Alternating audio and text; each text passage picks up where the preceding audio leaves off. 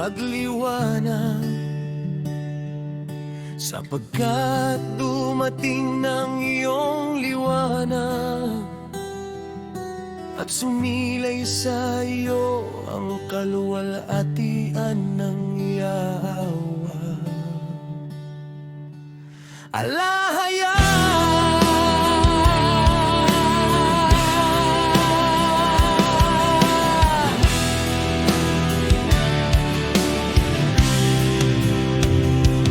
pagmasdan, ang kadiliman ay bumabalot sa lupa, at sa limuot na dilim ang nasa mga bayan.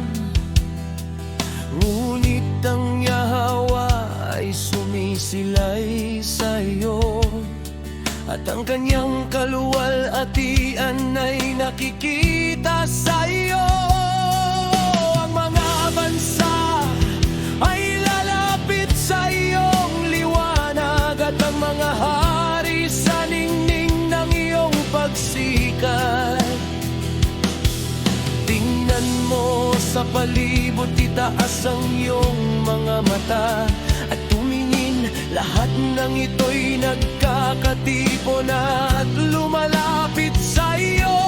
Ang iyong mga anak na lalaki ay galing sa malayo, at ang iyong mga anak na babae ay kinakalong.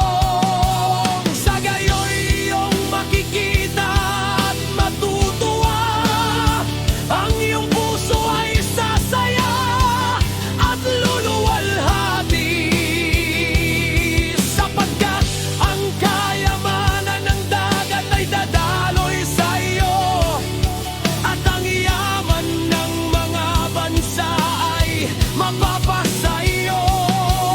Tatakpan ka ng kawan ng mga kamilyo, ng mga batang kamilyo ng Midian at Efa. Lahat ng taga-Seba ay paririto, magdadala ng ginto at kamanyang, at ipahayag ang kapurihan ng Yahwa. Ang lahat ng kawan ng Kedar ay titipunin sa iyo, ang mga lalaking tupa ng Nebayot ay paglilingkuran ka. Iaalay ang mga ito bilang kalugod-lugod na handog sa aking dambana, at ariing karapat-dapat ang aking maringgal na bahay. Sino ang mga ito na lumilipad na parang mga alapaap, na parang mga kalapati sa kanilang mga pugad? Tunay na sa akin ang mga pulo ay umaasa, ang mga barko ng Tarsis ay nangunguna, upang galdahin ang iyong mga anak mula sa malayo, pati ang kanilang pilak at ginto, para sa kapurihan ng Yahwa, mga lahaya ng banal ng Israel, sapagkat binigyan kanya ng karangalan.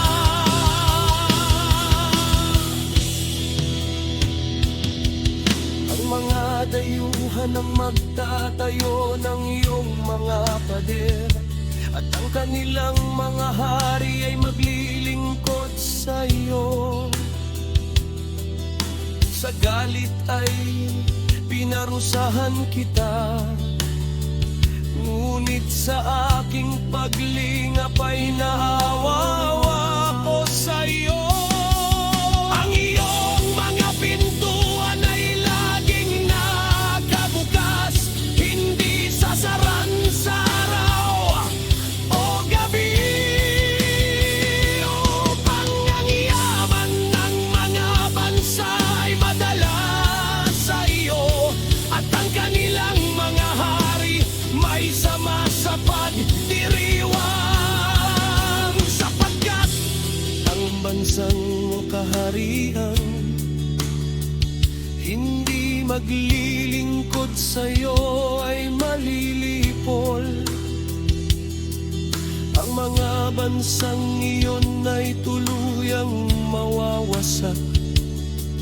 Ang kaluwalhatian ng Lebanon ay mapasa iyo. Ang puno ng pino, abena at sipres, ang panggandan, ang aking dambana.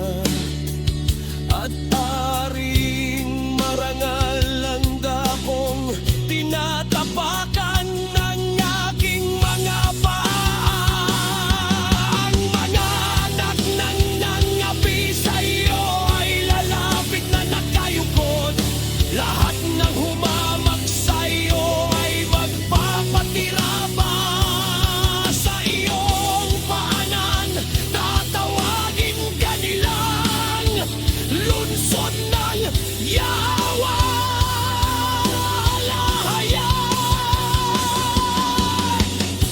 Sa'yo ng banal ng Israel.